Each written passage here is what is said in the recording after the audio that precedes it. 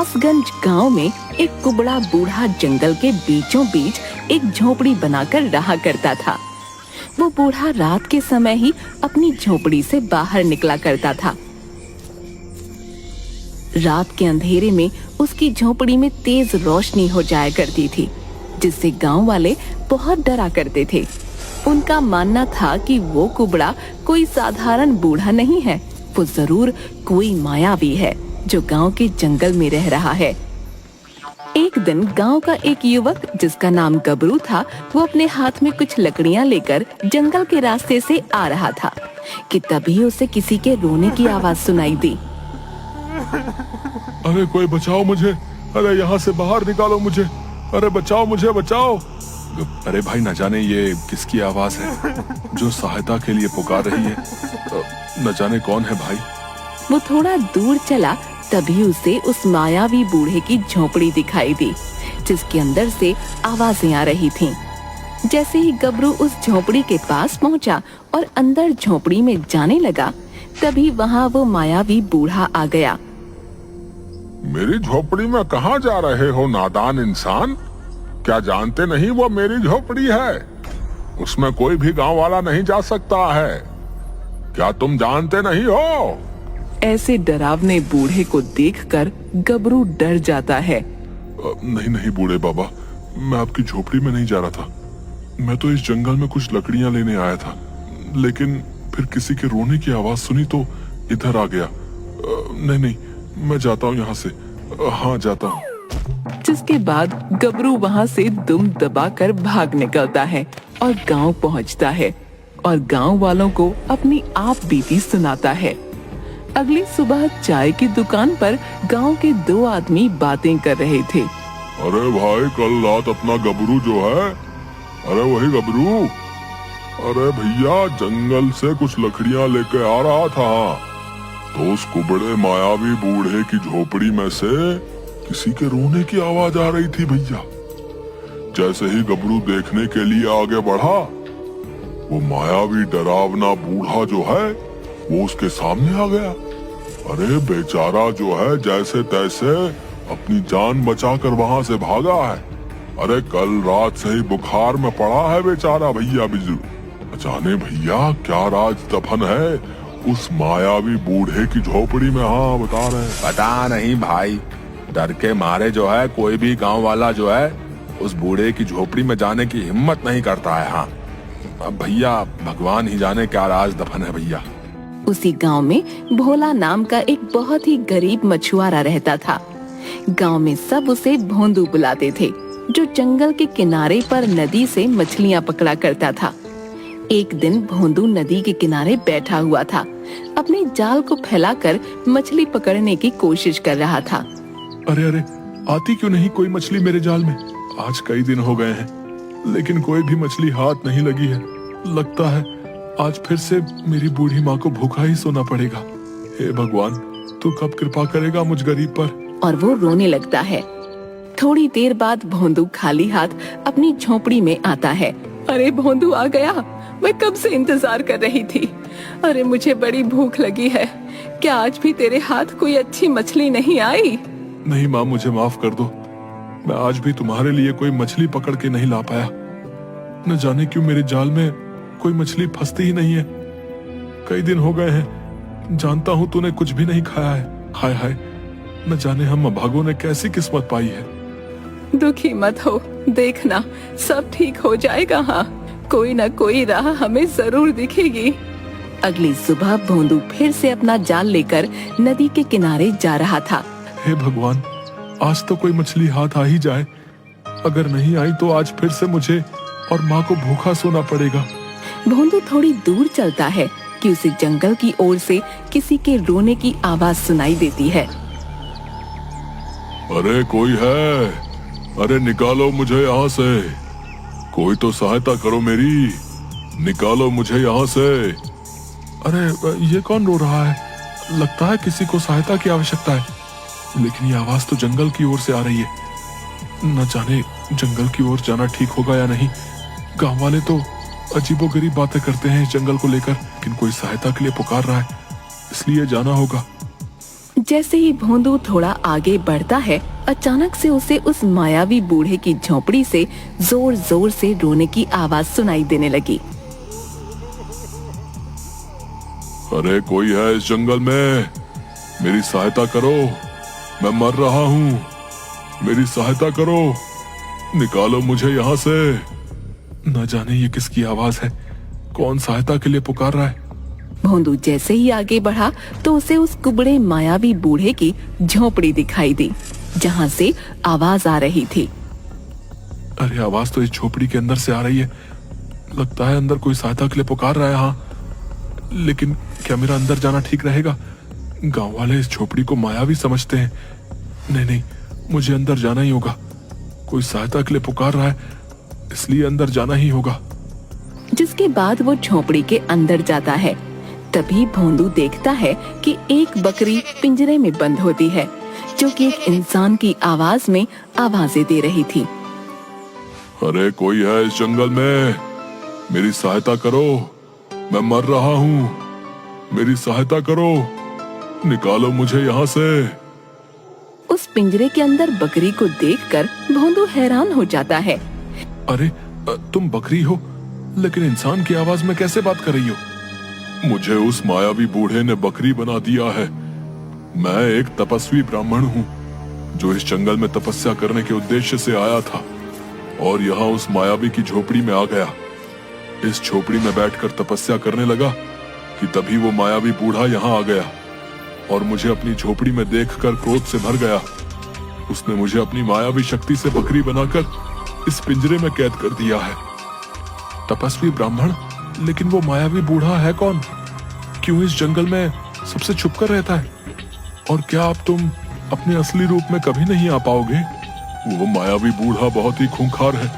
उसके पास अनेक मायावी शक्तियां हैं, जो कई सालों से एक खजाने की तलाश में है।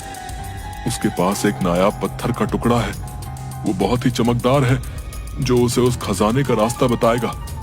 वो खजाना यहीं इस झोपड़ी में दफन है, लेकिन वो तभी सामने आएगा जब वो दो नायाब पत्थर आपस में मिल जाएंगे। उस नायाब पत्थर के दो टुकड़े हैं, लेकिन मायावी बूढ़े के पास सिर्फ एक ही टुकड़ा है, जिसे वो रोज रात को बाहर निकालता है ताकि वो उसका दूसरा टुकड़ा ढूंढ सके। इसलिए रोज रात को उस नायाब पत्थर के टुकड़े के कारण इस झोपड़ी में तेज रोशनी हो जाती है। लेकिन उस नायाब पत्थर का दूसरा टुकड़ा कहाँ पर है? और क्या तुम अपने असली रूप में नहीं आ सकोगे? और मैं तुम्हारी सहायता कैसे कर सकता हूँ भला? तुम्हें जंगल से कमल के सफेद पुष्प लाने होंगे। उन पुष्पों को खाकर मैं अपने असली रूप में आ जाऊंगा। जब तुम्हें वो पुष्प प्राप्त होंगे तो तुम्हें उस नायाब पत्थर का दूसरा टुकड़ा भी मिल जाएगा, जिससे उस रहस्यमय खजाने का पता चल जाएगा। लेकिन ये सब तुम्हें उस मायावी बूढ़े की नजरों से बचकर करना होगा। वो अभी अपनी झोपड़ी में आता ही होगा। तुम जल्दी जाओ यहाँ से। हाँ, मैं अभी तुम्हारे लिए कमल के सफेद पुष्प लेकर आता हूँ। जिसके बाद भोंदू सफेद पुष्प लेने जंगल जाता है और एक नदी किनारे सफेद कमल के पुष्प देखता है।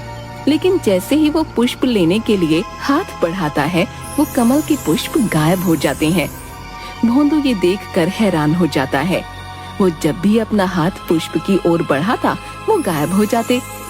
अब न जाने क्यों ये पुष्प मेरे हाथ लगाते ही गायब हो रहे हैं। हे भगवान, अब तुम ही कोई राह दिखाओ, मेरी तो कुछ समझ में नहीं आ रहा है। तभी भोंदू के पास एक नदी से एक कछुआ बाहर आता है। तुम जो कोई भी हो, ये चमकदार कमल के पुष्प तुम्हें ऐसे प्राप्त नहीं होंगे। इसके लिए तुम्हें अपनी कोई एक वस्तु जो तुम्हें सबसे प्रिय हो और तुम्हारे लिए जरूरी हो, इस नदी में डाल देनी होगी।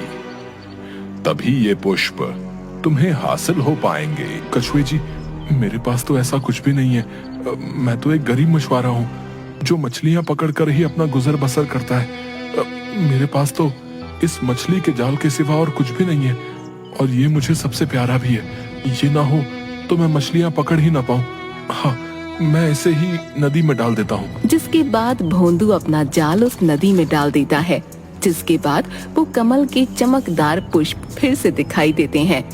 भोंदू उन्हें तोड़ लेता है जैसे ही भोंदू के हाथ में पुष्प आते हैं, अचानक से नदी किनारे एक पत्थर बहुत चमकने लगता है।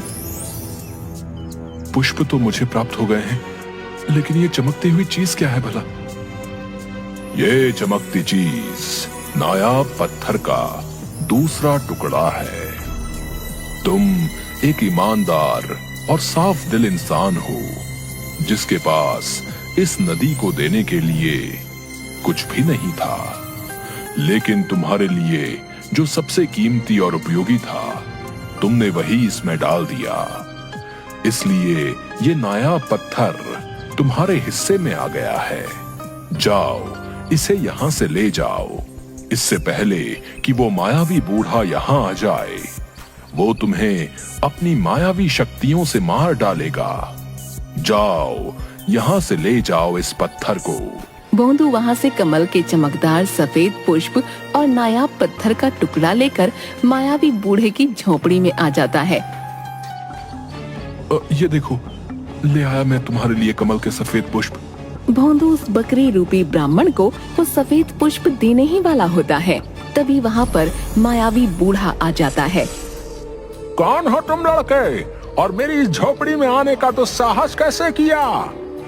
बूढ़े बाबा, मेरा उद्देश्य आपको कोई हानि पहुंचाना नहीं है।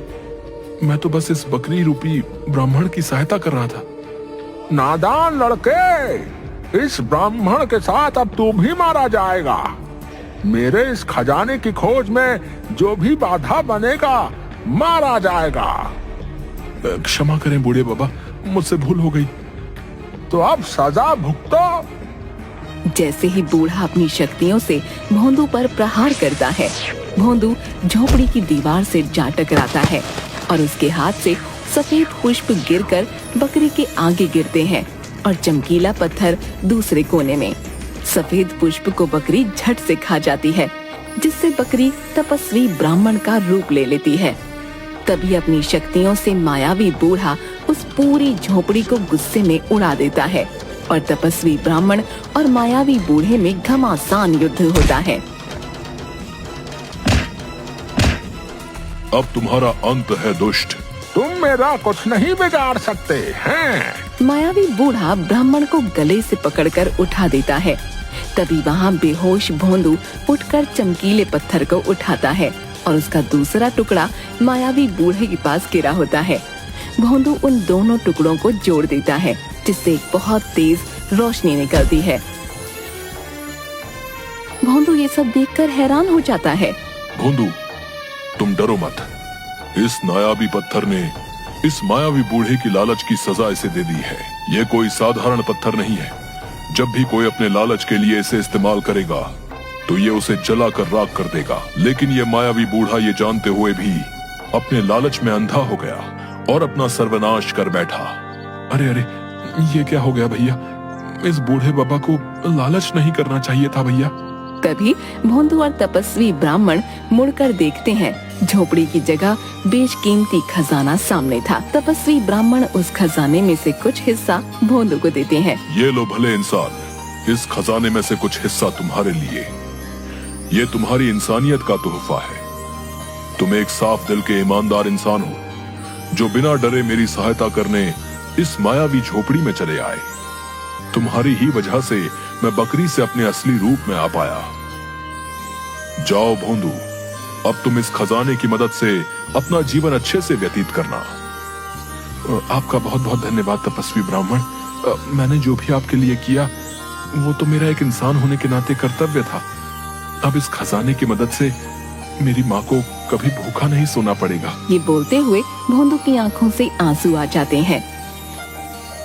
हे रहस्यमय खजाने, तुम अपने स्थान पर वापस चले जाओ। यहाँ तुम्हारी आवश्यकता सिर्फ इस गरीब मछुआरे को थी, जो कि तुम्हारे कुछ हिस्से से पूरी हो गई है। मैं एक तपस्वी ब्राह्मण हूँ, मुझे भला तुम्हारी क्या आवश्यकता? तुम अपने स्थान पर वापस जा सकते हो। जिसके बाद बाकी का खजाना, वो नायाब पत्थर भी अपने आप ही वहाँ से गायब हो जाते हैं। जब इसकी खबर गांव वालों को पड़ती है, तो सभी भोंदू का बहुत सम्मान करते हैं और अब गांव वाले जंगल में उस मायावी बूढ़े के खौफ से आजाद हो गए थे। और भोंदू भी अपनी माँ के साथ खुशी खुशी रहने लगता है।